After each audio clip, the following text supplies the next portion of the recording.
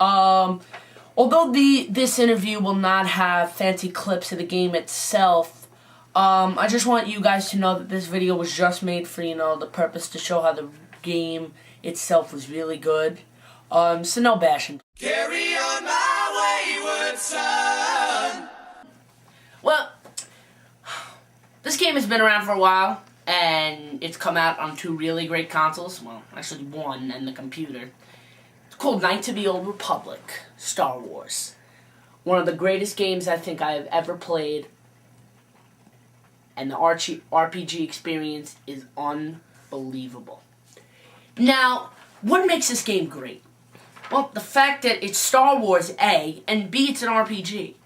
I know RPGs aren't the best games to play because, it's role-playing, not button-mashing, action-fighting games. But then again, this game brings something new to the table. Want something that has not been used on Xbox and PC. The D20 system, used in Dungeons & Dragons. I'll explain how this works to my extent of knowledge. In the program, in the game, it rolls for everything. For skills, demolitions, combat, force powers, everything. Well, to be frank, it was just an RPG experience that set me up for probably my whole life. I bought the game just looking at it at EB Games, thinking, oh, alright, here's a starter game for Xbox. So I bought it. Not $10, good price. And I took it home, and although I didn't beat it at first, I put it away for about a year. I picked it back up, and it was just one of the most unbelievable games in my life. I think that it just is an unbelievable RPG experience.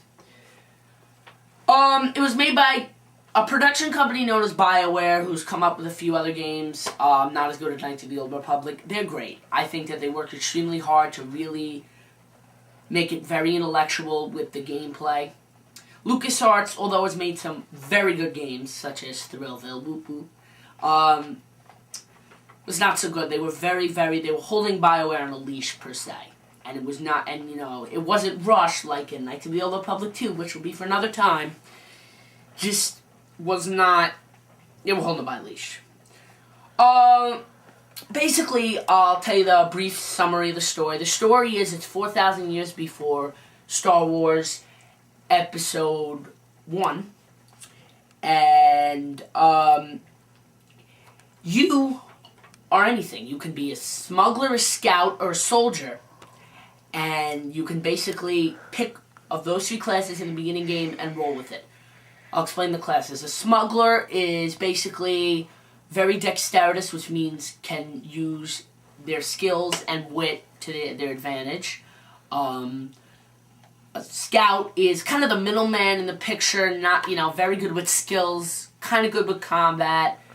Soldier, as it sounds, rough and tough, very good.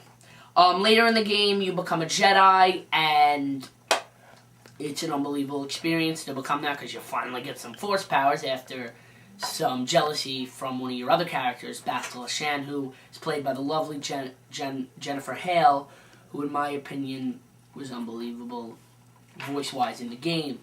Once again, it's 5 years after one of the big Dark Lords and his apprentice, Darth Revan, was on a ship and was killed by his apprentice to usurp the rule of Dark Lord of the Sith. It's now, the game takes place 5 years after that,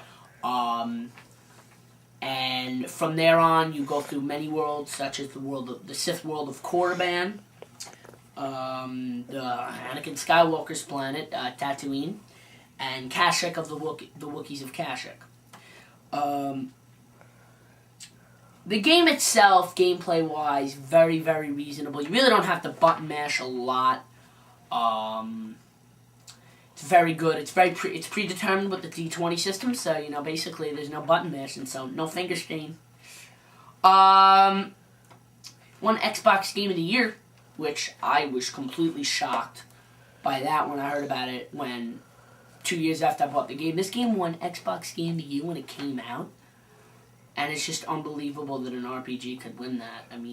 normally, fighting games and shooter games win that, but this game just shocked me when it won that. Taking you through the game, it's an unbelievable thing to go through. It's going to take you some time to beat, but some games do, and this one happens to. You need very good wit and knowing who you're talking to, such as Sith Lords, Wookiees. You have to know who you're talking to, and it's a really big factor when you want to do something in the game. Another good feature is, for the PC version, which I'm very jealous of, and I wish they could do this for the Xbox version, mods, which every PC game and every RPG should have. Mods are amazing. You can change anything in the game with what you want.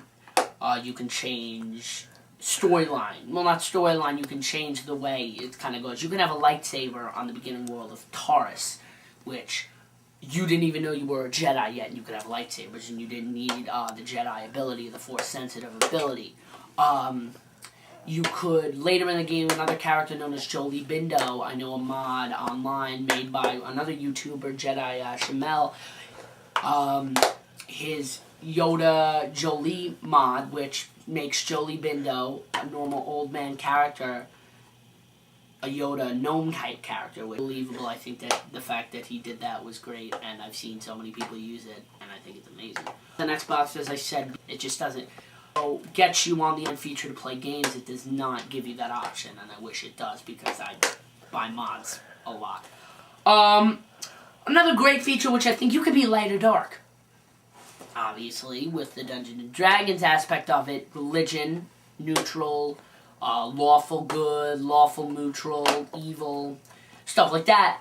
And it's either light or dark. Light, I don't want to give this away for you Knights of the Old Republic fans who unfortunately have gotten the game now and not beaten it. I'm sorry I have to give this away, but the light side ending is rather dull. The typical light side ending, Jedi saves the day, Jedi Order lives on. Dark side ending, you embrace being... Unfortunately, you embrace being Darth Revan, who you just find out on one level, and you find out that you are Darth Revan, and you embrace it to the dark side, and you become the Sith Lord again, killing your apprentice, which, play the game through, it's great. To